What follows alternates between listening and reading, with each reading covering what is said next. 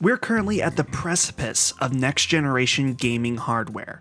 We have the PlayStation 5, the Xbox Series S and X. All of these devices boast extreme technical power, 4K with high frame rates, along with real-time ray tracing features, and new SSD storage on the console side. Despite the race for technological, visual, and budgetary supremacy, there's an entirely different ballgame being played at the exact same time. Game streaming has had many ups and downs over the past decade, yet it always manages to come back in one form or another. Many of us remember the trailblazer of OnLive back in 2010. At the time, the idea of streaming a game over the internet was foreign to most of us, and probably for a good reason. Unfortunately, despite introducing the idea to the mainstream, OnLive was simply too far ahead of its time due to slow internet infrastructure keeping it held back. Now in 2020, it seems that every major company wants to get in on the streaming biz. Most notably, two outsiders have entered the ring, with Google launching Stadia late last year, and now the announcement that Amazon will be launching a similar service called Luna later this year. In addition to the newcomers, Microsoft has finally started rolling out their long-awaited Project xCloud, now simply titled Cloud Gaming with Xbox. What makes the current streaming wars so interesting is how each company has a different approach to the market. Microsoft has tied their service with Game Pass, giving users instant access to a huge library of titles included in their subscription. Google has gone a different route, offering a premium service to get 4K 60fps streaming capabilities with some freebie games, though standard titles will need to be purchased for a full price. Amazon's Luna seems to be taking a hybrid approach with a subscription service called Luna Plus, but overall, details are a bit slim as far as new games and purchasing games on their own and things like that. While all these services have been in development and launched with mixed success, Sony's very own game streaming service has been chugging along in the background. PlayStation Now has been going since 2014, years ahead of the recent services we just talked about. That doesn't mean everything has been rosy along the way though, as the service has had to make a few major changes along the way to find some success. As of this past May, PlayStation Now has 2.2 million subscribers. Not too shabby overall, but not a groundbreaking success either. For comparison though, Xbox Game Pass now has 15 million subscribers. Quite a difference overall. So, this got me thinking, what is the 2020 experience of PlayStation Now like? When I first tried the service out years ago, it was primarily focused on streaming PlayStation 3 games with a completely different business model. So I decided to sign up for a month and give it a go. Now, before we go any further, we're going to be looking at the streaming aspects of the service in this video. One of the major features they added to PlayStation Now was the ability to download PS4 games on the service and play them natively on your console. That's a great addition, but since I'm focused purely on the streaming capabilities, I decided to check out PlayStation Now on the PC. And while my testing isn't scientific in any way, I did make sure my PC was hardwired to the internet with excellent download and upload speeds. Also, my controller was connected via a USB cable. Starting off, the interface is pretty nice, showing off recently added titles, recently played games, and lists based on genre. Certainly not the best interface for something like this, but it gets the job done for what it needs to do. I decided to check out a game I was very familiar with on how it looks and plays, Doom 2016. I loaded up the game and everything felt like it was playing on PS4 at first, but getting into the actual game, things changed dramatically. Instantly, I could tell the latency was extremely noticeable and it felt unresponsive. In a game like Doom, this is far from ideal. Sure, I was able to play the game, but it just felt terrible the entire time I was doing it. Precision was totally out the window, and every action just felt delayed from when I did them on the controller. Not only was the latency subpar, but the visuals were also not good. Compression artifacts littered the screen, and the image overall was pretty fuzzy. Overall, yes, as I said, the game is technically playable, but it just simply didn't feel good to play. Just to make sure it wasn't a fluke with my PC, I also checked it out on my hardwired PS4 Pro, and it was the same result. So I wanted to try out some more games just to get a better feel for the service. Next up was Bloodborne, and this is a game I am very familiar with how it plays, and honestly, this one wasn't too bad, but again, it wasn't ideal. I created a character,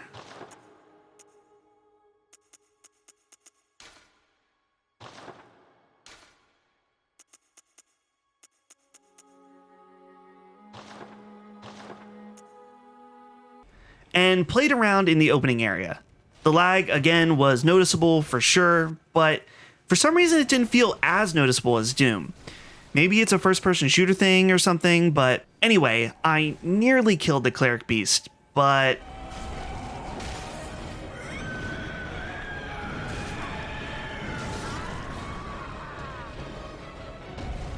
yeah, no dice on this one.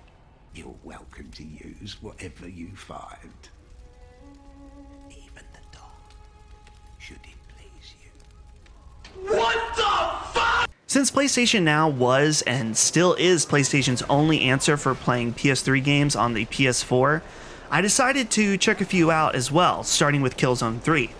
It's been a very long time since I played this game, so it almost felt like I was playing it for the first time. This game did not fare much better than Doom.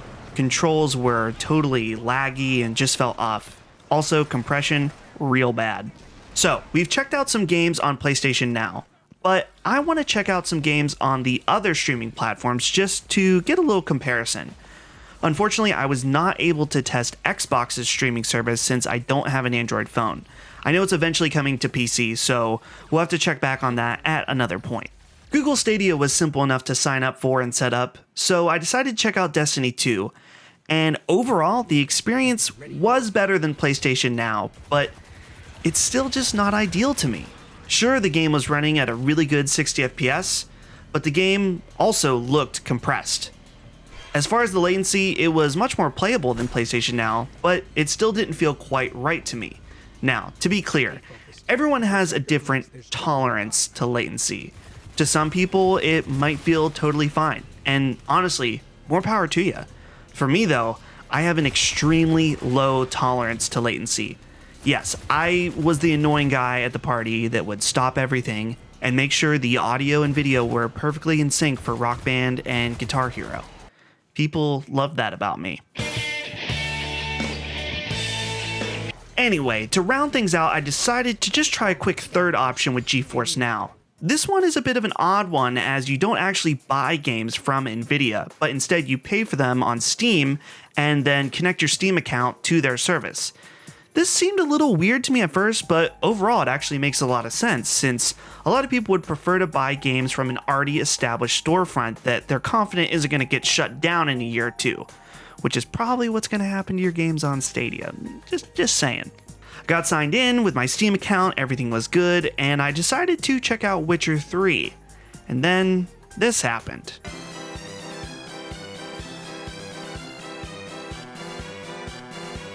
So yeah, for some reason I had to install the game on a virtual computer in order to play the game. I'm sure there's some technical reason behind it, but it's far from the press and play of PS Now and Stadia.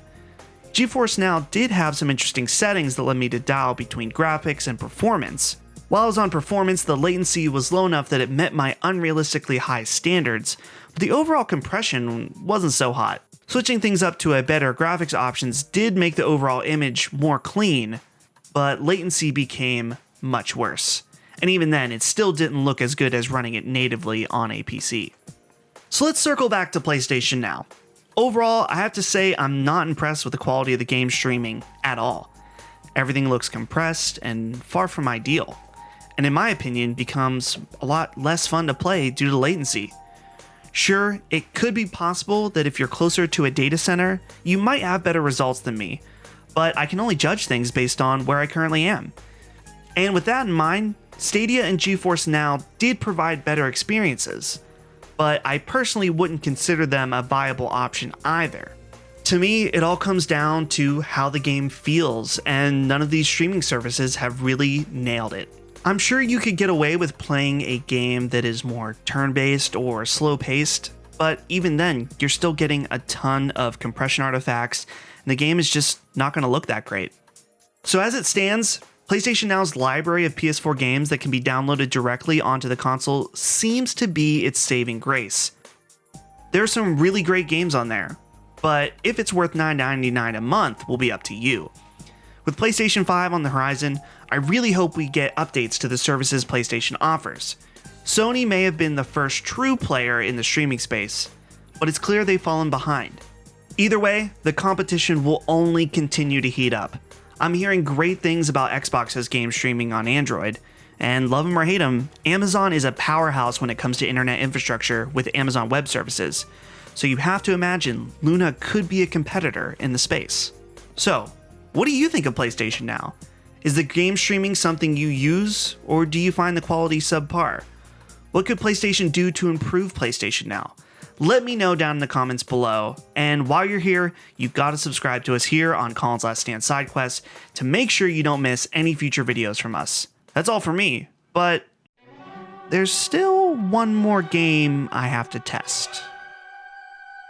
You know, for testing purposes.